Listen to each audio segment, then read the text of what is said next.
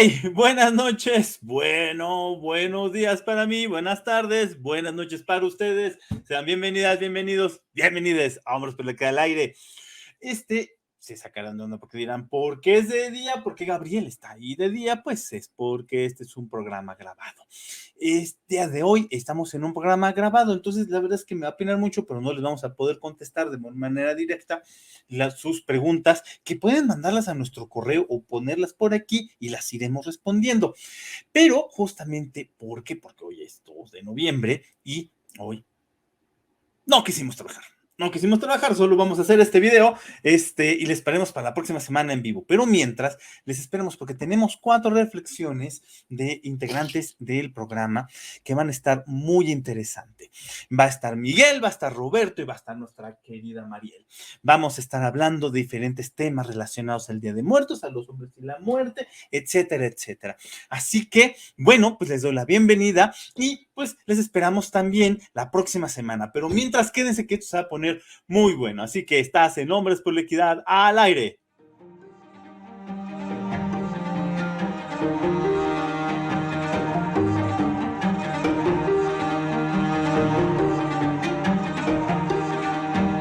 Hola, ¿cómo están? Muy buenas noches.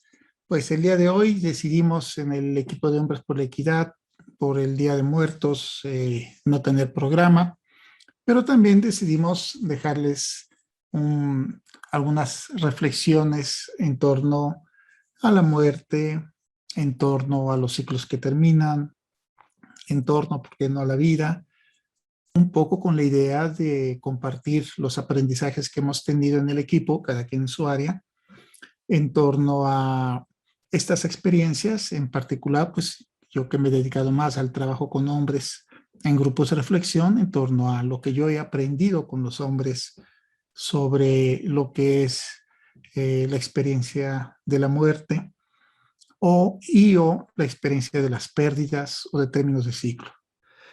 Bueno, algo que yo he observado mucho en los hombres en general, en los grupos, es que los hombres, por lo menos con los que yo he trabajado en México y en algunos países en América Latina, usualmente no están listos para afrontar pérdidas,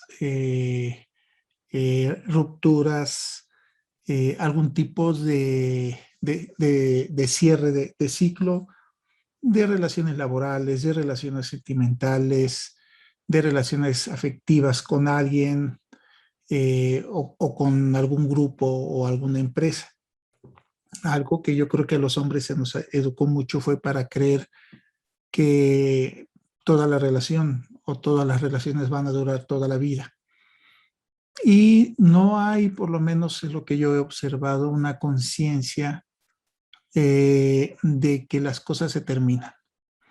Pareciera ser, cuando llegan los grupos, los hombres a los grupos, que tienen la idea de que cualquier cosa es para siempre y de que no es el inicio de algo y que por lo tanto va a haber un fin de ese algo.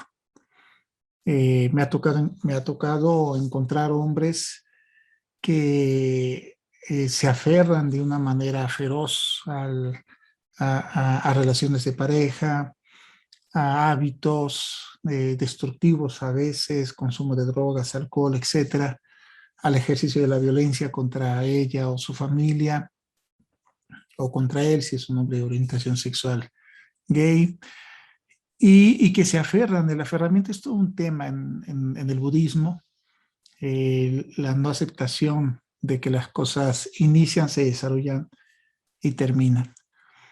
Entonces, una parte del trabajo con hombres se hace a contracorriente de estas creencias, de que las cosas, de que ha llegado un tiempo para que las cosas cambien y que de alguna manera ellos, pues, no todos, pero sí muchos hombres no lo aceptan. Según se va dando los procesos de intervención, cuando estos hombres empiezan, además de asistir a grupo, asistir a un proceso terapéutico, afortunadamente empieza a haber un darse cuenta, un proceso de ver que realmente, por ejemplo, ella ya perdió el amor por él, o que los hijos y las hijas, debido al daño que él les ha infringido, eh, eh, se alejan de él y que por el momento estos hijos e hijas no quieren saber de él. Entonces viene un proceso de darse cuenta que ya se instaló la pérdida, pero que más bien él no la veía, que más bien él la negaba, él se oponía, él se aferraba, pero para todo el mundo era evidente que ya un ciclo había terminado en esa relación, en ese vínculo familiar, etcétera. Esto afortunadamente lleva a los hombres a otra etapa, que es esta etapa de aceptación, y que gradualmente van comprendiendo, que es otro momento muy importante, la comprensión de que los procesos afectivos tienen ciclos, y más si tú hiciste para que se terminaran, pues se van a terminar, es real. Otro tipo de pérdida que a los hombres les cuesta mucho trabajo en los grupos de reflexión es a la pérdida de la identidad masculina. Hay un aferramiento tremendo de hombres a esta identidad, a sus costos, a sus ganancias. Hay un aferramiento tremendo al deber creer que deben de definirse como muy hombres, muy masculinos, muy varoniles, etcétera. Y que cuando la realidad y sobre todo otras personas ya le están diciendo que esas maneras de actuar, de ser, de expresarse lastiman, y que si lo sigue haciendo se va a acabar solo, va a acabar solo, y se acaba muchas veces quedando solo. Entonces, ese aferramiento a la identidad masculina, que es algo que no solamente vemos en los grupos de hombres, sabemos que está todo un movimiento de masculinidades que se aferra a la identidad masculina y que no quiere renunciar a ella. Entonces, algo que nosotros trabajamos con los hombres en los grupos es sobre todo identificar una identidad para qué.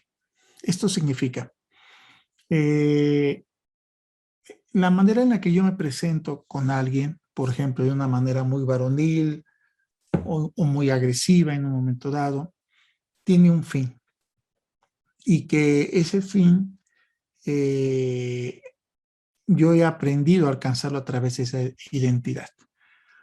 Entonces lo que se reflexiona es primero sobre el fin y después cuál es la identidad adecuada para alcanzarlo. Tal vez el fin es convivir con mi familia y mi pareja, y la identidad que demostrarme agresivo o impositivo, pues no es la mejor, pero es la que he aprendido. Y entonces los hombres poco a poco empiezan a reelaborar a repensar los fines, los objetivos que quieren en su vida, y empiezan a darse cuenta que las identidades que tienen que asumir para alcanzar esos fines, sobre todo que la identidad masculina no les es una identidad útil para alcanzar los fines que empiezan a reelaborar.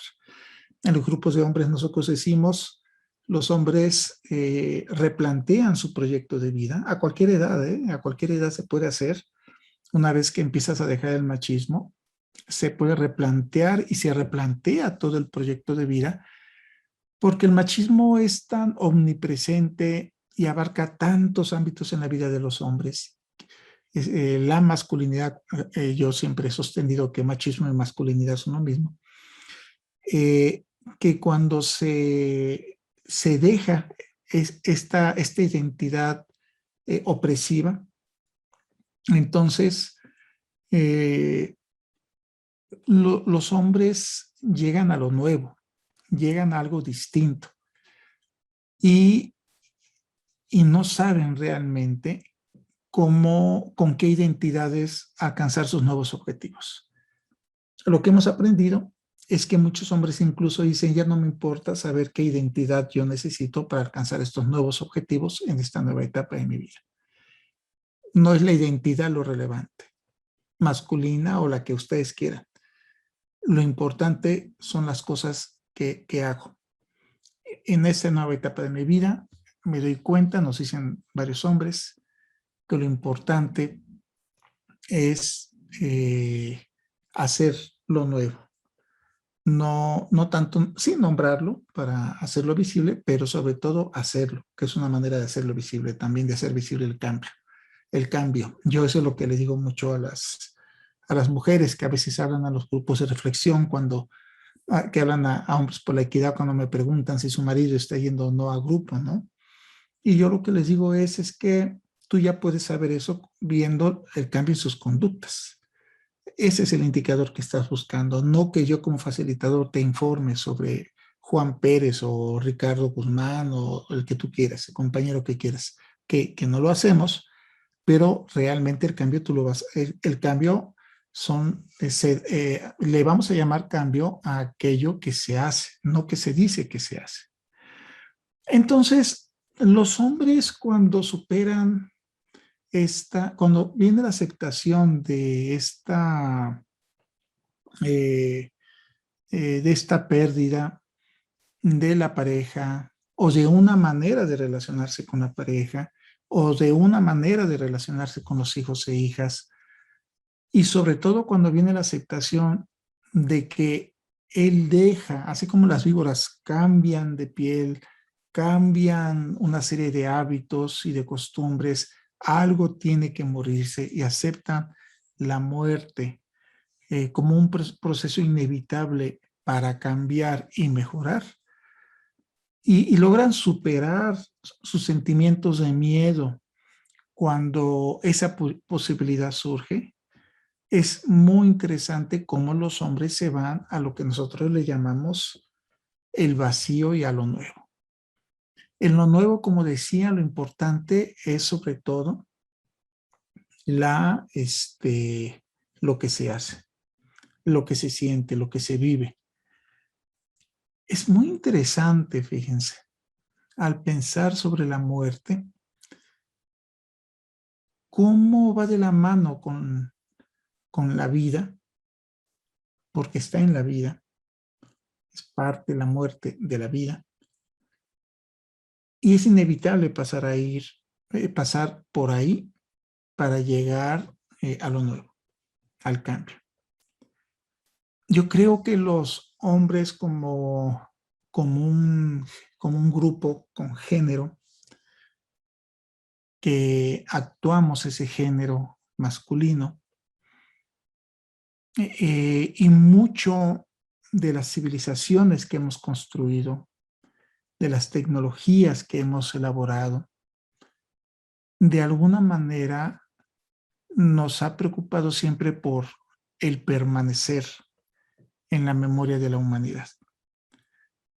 Nos preocupa a los hombres el que se nos olvide, el que no dejemos huella, el que no se hable ya de nosotros una vez que no estamos.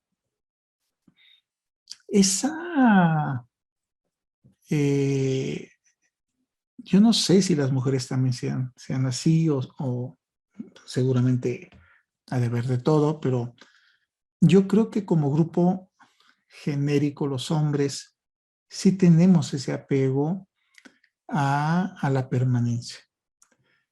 Y que muchas veces es una permanencia para controlar. O sea, no es raro encontrar familias donde tú llegas y el abuelo o el padre, incluso cuando ya murió y ya no está, con una fotografía, con un objeto que llegaba a usar, permanece. Y la familia mantiene una serie de conductas, rituales, hábitos, en donde todavía se le sigue dando lugar a ese hombre que ya no está, a través de ese símbolo que quedó ahí de él, ¿no? La fotografía, el bastón, el zapato, la botella. Y eso es una permanencia que controla. Uh-huh. Y seguramente hay hombres que quieren permanecer en la memoria de la sociedad, de los otros y de las otras, de las parejas y de sus seres queridos, como un acto de amor y también de seguir de alguna manera transmitiendo una protección, un afecto, una calidez. A pesar de la ausencia del cuerpo, creer que se puede permanecer manteniendo ese vínculo. Cuando los hombres cambian, yo creo que pasamos del reconocimiento de una presencia en el primer, que tiene las características, las primeras características que he señalado, a una presencia más afectiva, más de no estoy contigo, pero siempre voy a estar contigo. Yo invitaría a los hombres que en estas épocas de reflexión sobre la muerte, sobre las pérdidas, sobre las rupturas, sobre las despedidas, meditáramos acerca de la finitud de nuestra existencia. Meditáramos acerca de cómo nuestras conductas, lo que hacemos, lo que decimos, sí dejan y construyen memoria en las otras y en los otros.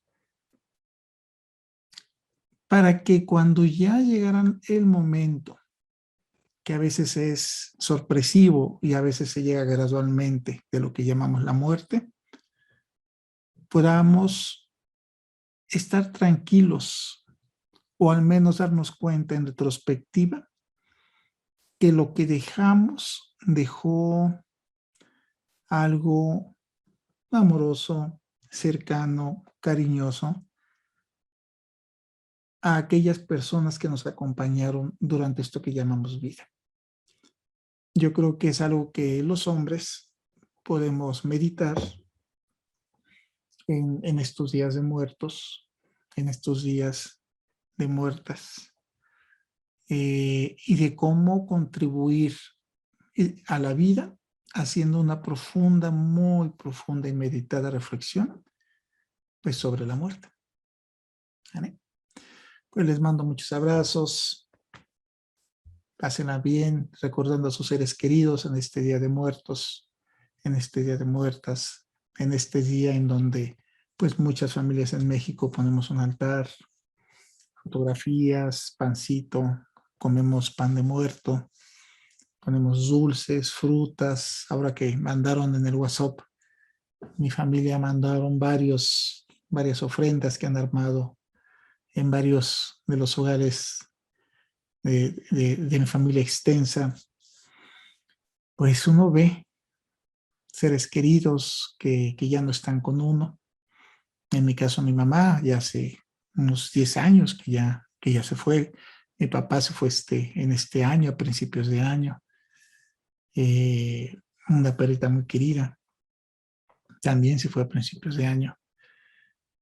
Y primos, primas que han perdido gente, pues les mando también muchos abrazos. Y a todas aquellas personas que han perdido seres queridos por el COVID o por otra enfermedad o por alguna otra situación, pues les mando muchos abrazos. Hoy es un día muy importante para recordar, para hacer memoria y hacer ese vínculo.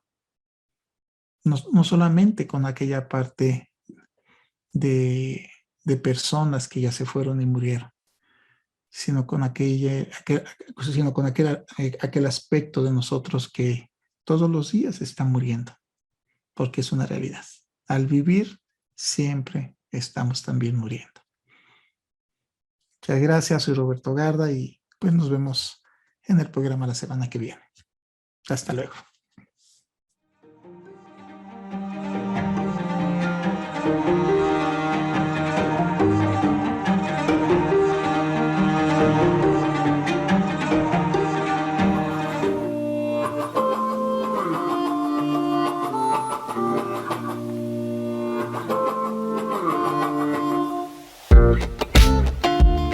tal? Yo soy Mariel Roldán y esta es su sección Cine y Género Crítico. El día de hoy, en conmemoración al 1 y 2 de noviembre, hacemos un programa especial. El día de hoy se celebra o se conmemora este día en el que honramos a nuestros muertos, a nuestras muertas. Por eso, en primer lugar, quiero recomendarles un par de películas para disfrutar, para seguir honrando a esos que se nos fueron. Uno de ellos es Macario. Macario es dirigida por Roberto Gabaldón y es de 1960. Seguro la conocen, pero pueden volver a disfrutarla en estos días. Hasta los huesos es un cortometraje de René Castillo que también disfrutarán porque tiene una magnífica música. Quiero reflexionar algunos otros temas un poco más serios. Hablando de la muerte, en un contexto como el propio, como el mexicano, es hablar de un tema muy complicado. Es situarnos en un contexto político que nos pisa los talones. Se me vienen a la mente dos frases importantes con respecto a nuestro contexto político, y esto es un narcoestado y un estado feminicida. Estos son solo dos elementos de nuestra política que complejizan nuestra manera de desarrollar estos temas. El día de hoy no puedo abarcarlos porque además no es el tema. Y quiero centrarme en la mortalidad y la masculinidad. Más adelante quizás podemos ir desplegando estos otros temas. Para mirar y leer un poco de este contexto político, en donde la corrupción, la impunidad, la violencia priman, podemos ver algunas de las películas de Luis Estrada, como El infierno del 2010, La ley de Herodes del 1999 y La dictadura perfecta del 2014. En estas películas encontraremos protagonistas varones, con una socialización de género hegemónica, en la que hay riesgos, en la que hay un anhelo por el poder y que también hay vinculaciones que tienen que ver con la violencia, con la corrupción, etc. De esos varones quiero hablarles, de esa masculinidad hegemónica que lleva a ser al varón un factor de riesgo, como dice Benno de Keijer, en donde se despliegan justamente tres riesgos. El varón es un riesgo para los otros, para las otras y para sí mismo.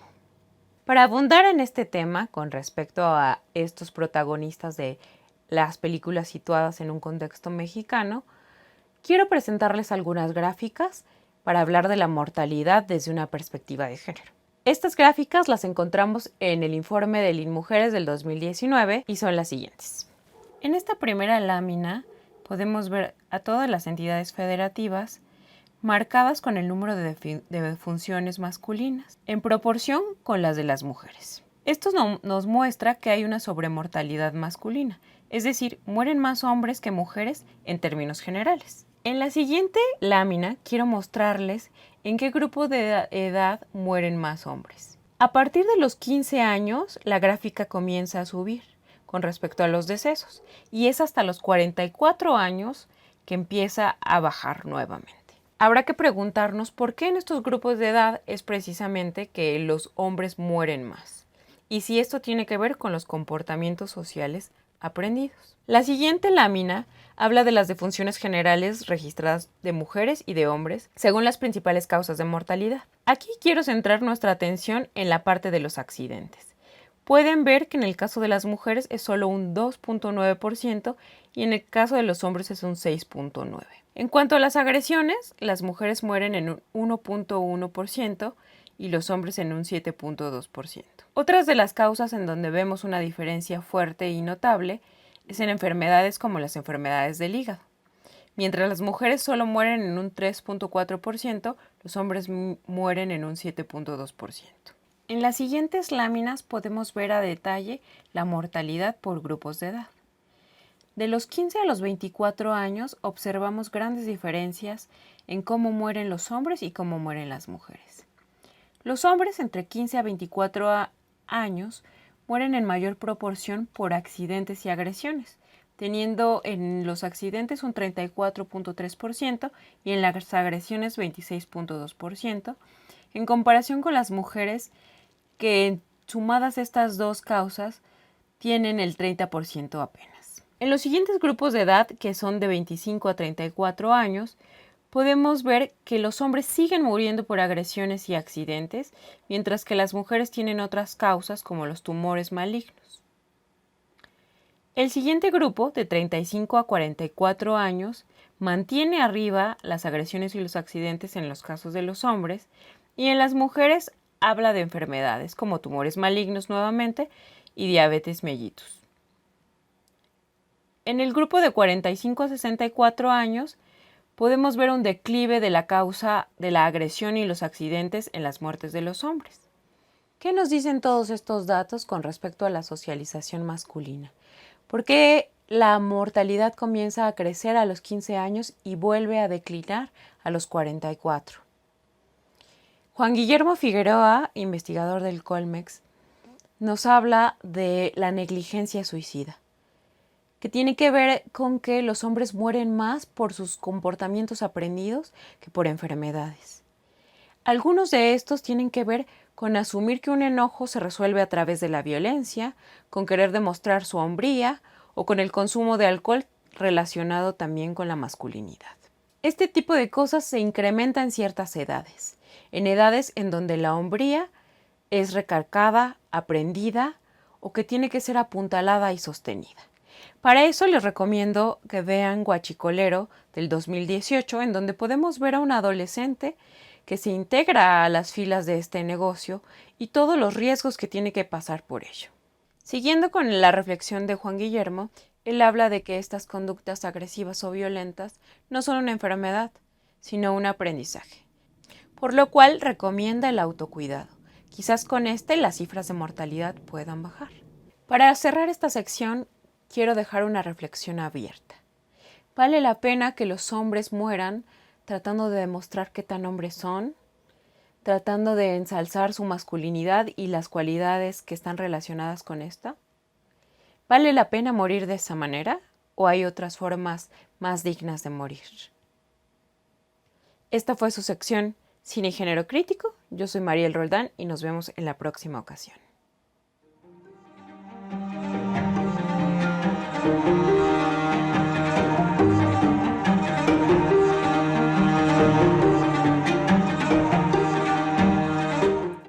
Hola, otra vez yo, en estos programas, estos clips que estamos haciendo sobre el 2 de noviembre.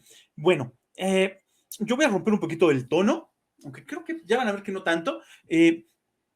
Yo no voy a hablar exactamente del Día de Muertos o de los hombres y la muerte, sino de los hombres en algo similar, no sé qué tan similar, pero te lo dejo a su consideración, que es la desaparición forzada. Los hombres familiares de personas desaparecidas. Bueno, este es un tema que me parece que es fundamental para nuestra realidad de nuestro país. Tenemos ya 2 sexenios y medio con grandes niveles de desaparición forzada desde la guerra contra el narcotráfico de Felipe Calderón, aunque esto es un fenómeno que pasaba desde antes incluso en nuestro país y que pasaba bastante antes en Argentina, Colombia, Venezuela y sobre todo en nuestra realidad latinoamericana, pero que fue donde se acuña el término desaparición forzada en Argentina, ¿no? Estamos hablando de los 70, creo, más o menos.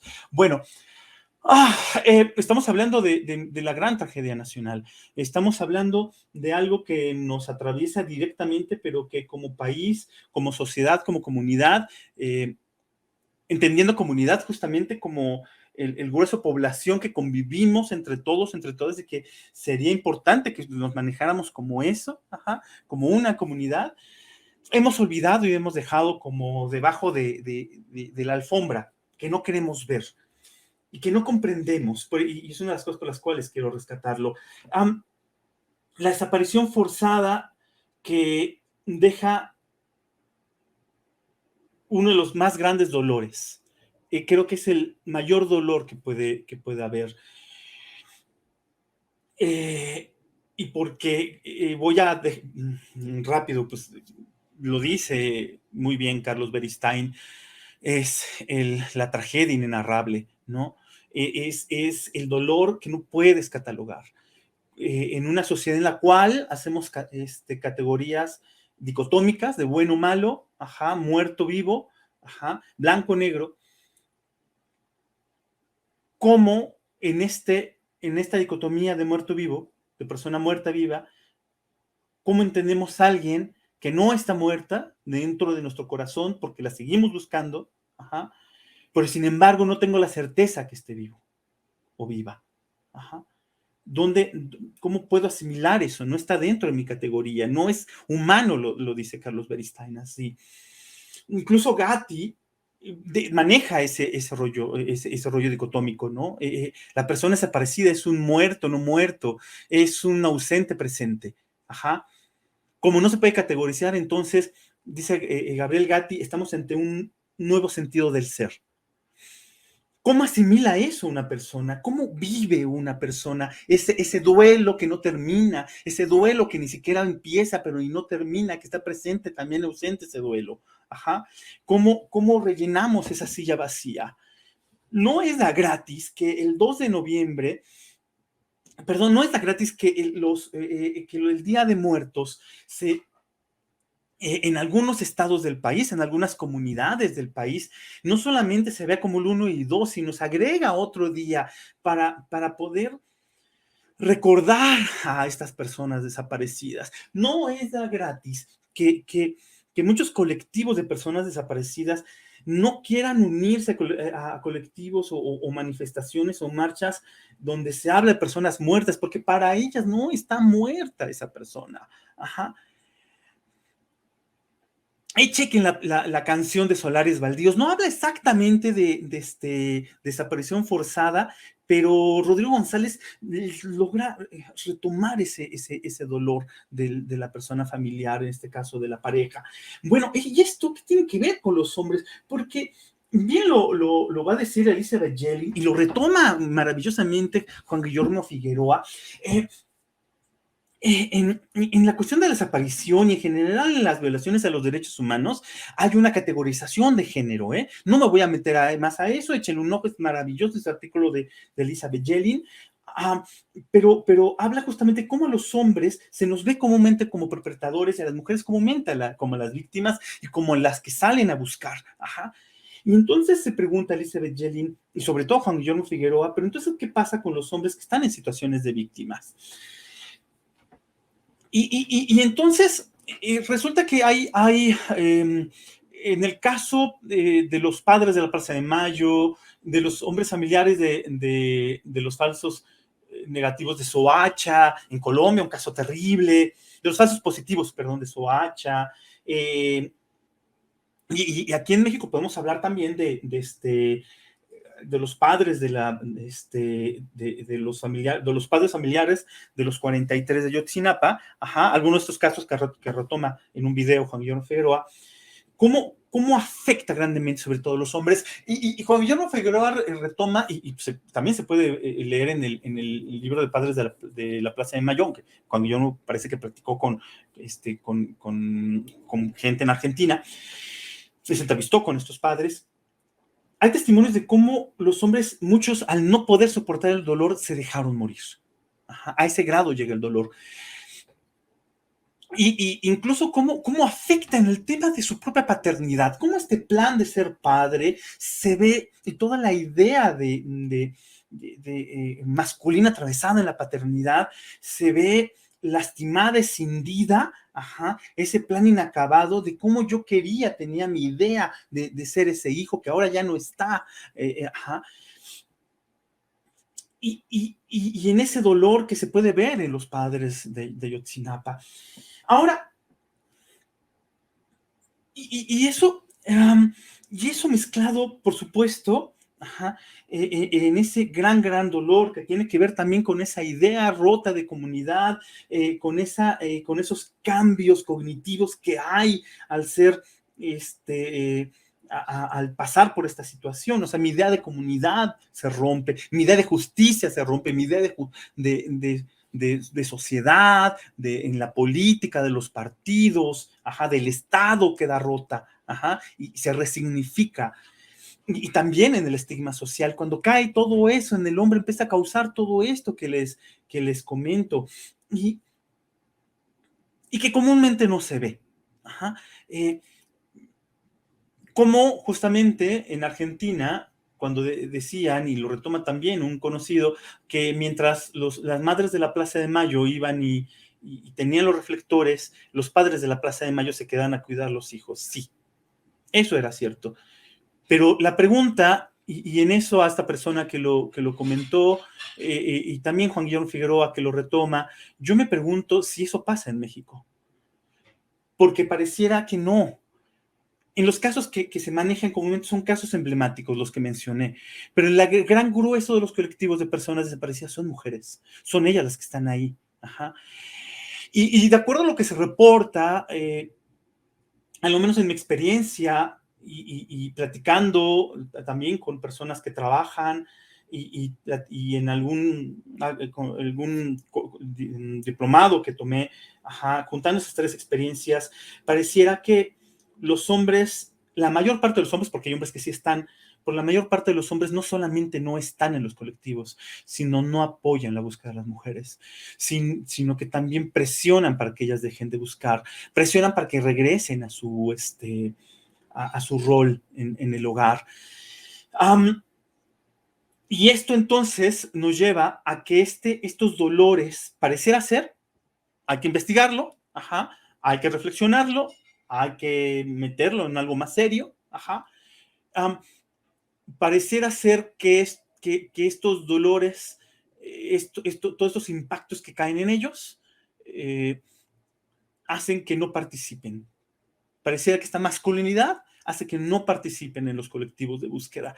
Y no solamente eso, sino que se conduzcan, como decían algunas de las mujeres con las que me tocó platicar o preguntarles, tomen, caigan en alcohol, ajá, o también nos decía Valeria Moscoso hace unas semanas, ajá, en algunas adicciones, abandonen a estas mujeres que están buscando, otra vez las presionen para que dejen de buscar, diciéndoles, de acuerdo a palabras de un querido hombre de la laguna que me narró esto, que me decía, los hombres les empiezan a decir a las mujeres, él se lo merecía, por eso los aparecieron, deja de buscarlo, ¿no? Lo dejo aquí, hay mucho que reflexionar al asunto, hay mucho que investigar y meterlo y visibilizar, ¿saben? Por eso, hoy, 2 de noviembre, yo invito a que no solamente hablemos de nuestros queridos muertos, nuestras queridas muertas, hablemos de las personas que se quedan y hablemos de los familiares de personas desaparecidas y los impactos que esta masculinidad tiene en las mujeres buscadoras. Hasta luego.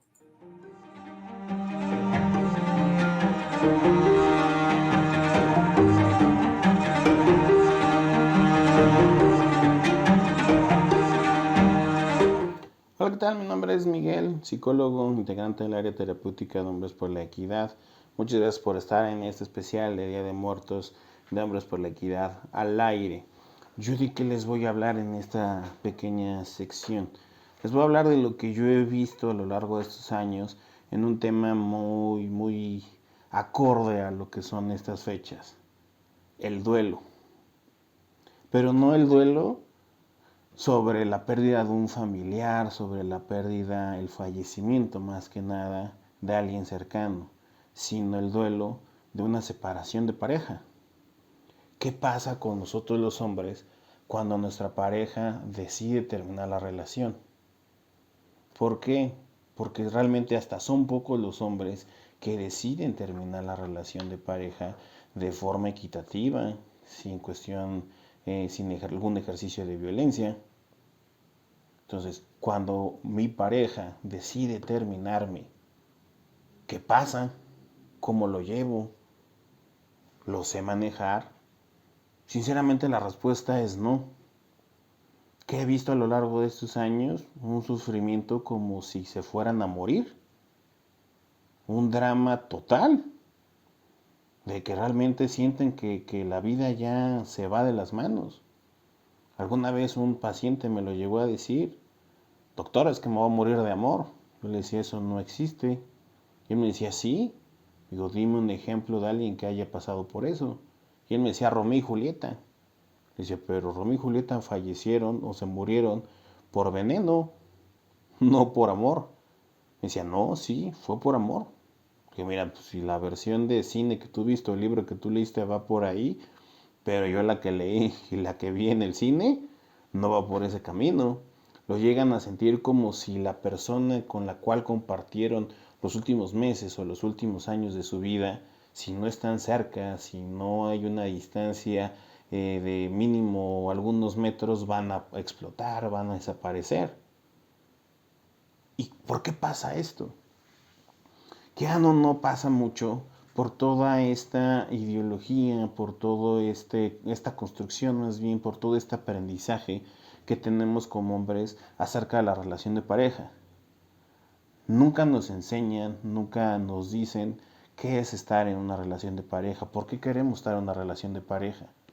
Ya lo hemos visto en otros programas, cómo el estar en pareja tiene que ver más con una cuestión de dominación, de control, de sometimiento a la otra persona.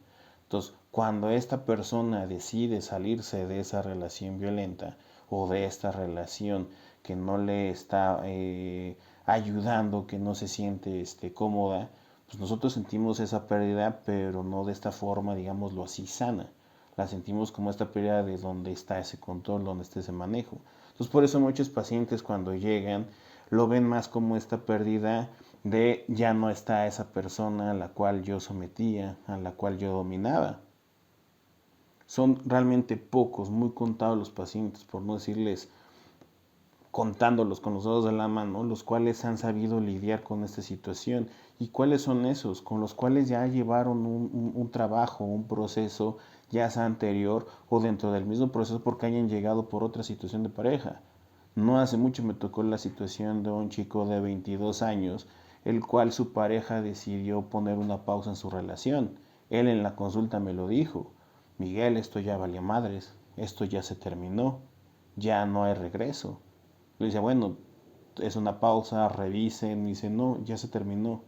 Para la siguiente sesión llegó muy reflexivo y gracias a lo que trabajamos durante el proceso de estos temas acerca de la violencia, de los ejercicios de violencia, del control, de la cuestión más equitativa. ¿Y qué fue lo que él me decía? ¿Sabes qué, Miguel? Qué bueno que lo decidió. Yo no lo estaba viendo, no había visto los ejercicios de violencia que había ejercido en contra de ella, porque yo ya estaba decidiendo su futuro, porque yo tengo que irme a estudiar a Europa por cuestión de mi carrera. Ella por su carrera, yo le decía, oye, tú estudiaste esto y por qué no mejor te vas conmigo allá y das clases de lo que estudiaste, pero no le pregunté, yo ya lo estaba imponiendo. Entonces, si yo eso hice, ¿qué otras cosas no estaba haciendo? Estoy viendo que nuestros caminos van por caminos muy distintos, muy diferentes. No puedo obligar a que esa relación se quede. Entonces, si tú has vivido una situación así, yo te invito a que tomes el teléfono, a que nos mandes un correo y te puedas acercar con nosotros.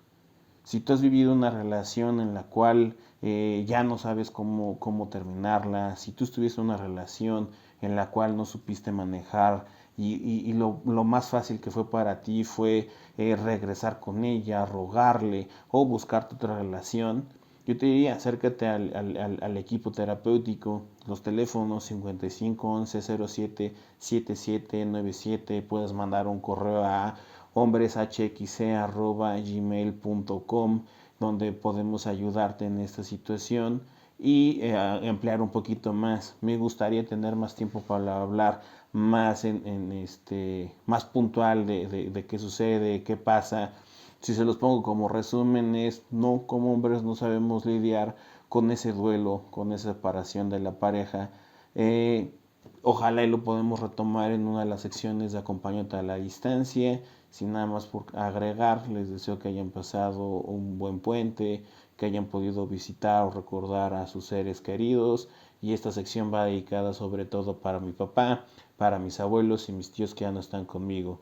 Un abrazo y un beso hasta donde estén. Muchas gracias, hasta luego.